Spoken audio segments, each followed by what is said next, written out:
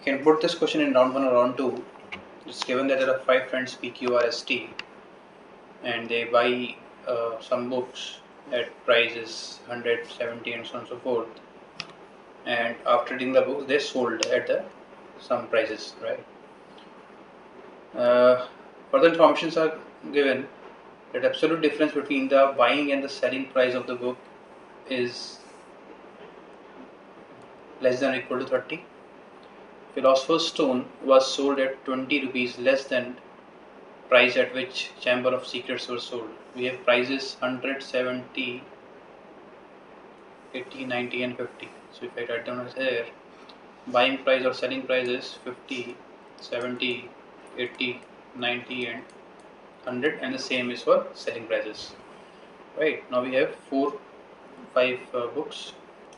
So this is the short form of the books: PS, CS, GF, PA and OP. Now it says Philosopher's Stone was sold at 20 rupees less than the price of Chamber of Secrets. So if I say Philosopher's Stone was sold at rupees X, then Chamber of Secrets will be sold at X plus 20.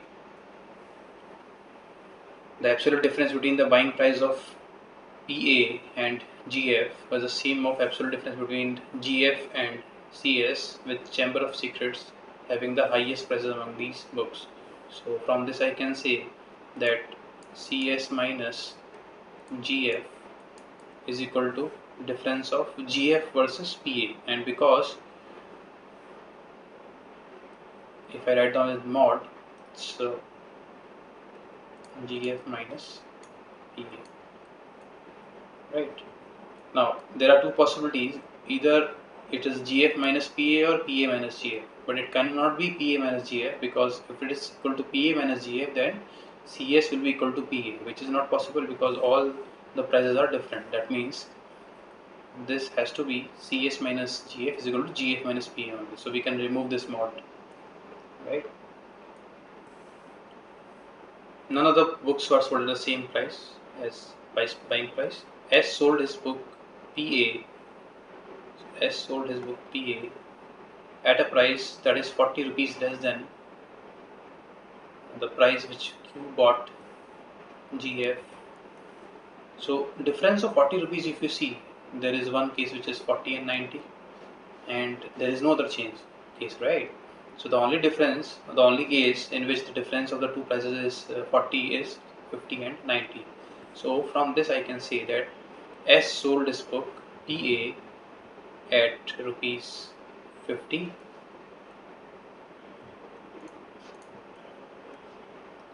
and GF was bought by Q at 90.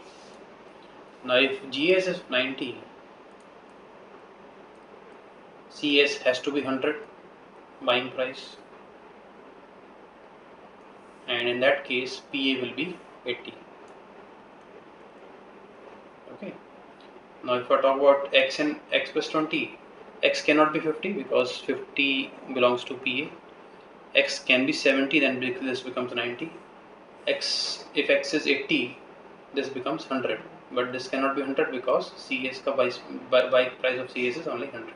So the only possibility is 70 and 90. Now for the buying prices column, we have left with 50 and 70.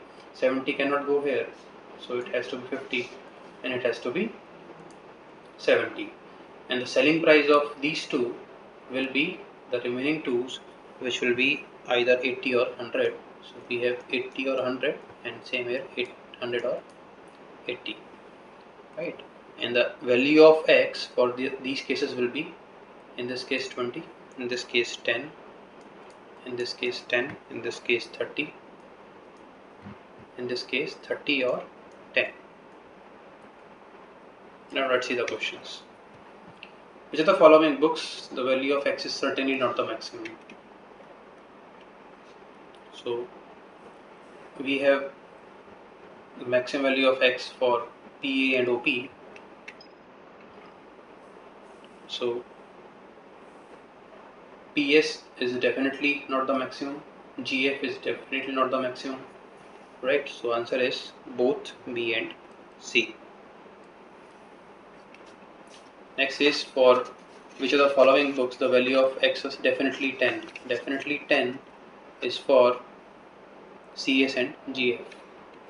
So OP is not the answer, GF is there. So option C is the correct one. Next is, what was the profit earned by seller of Philosopher's Stone? Philosopher's Stone PS, the profit earned is rupees 20. Option B. And if P made a profit of 30 rupees after selling the book, which book is referring to? So 30 rupees profit, if you see here, it's a loss of 30 rupees, not a profit.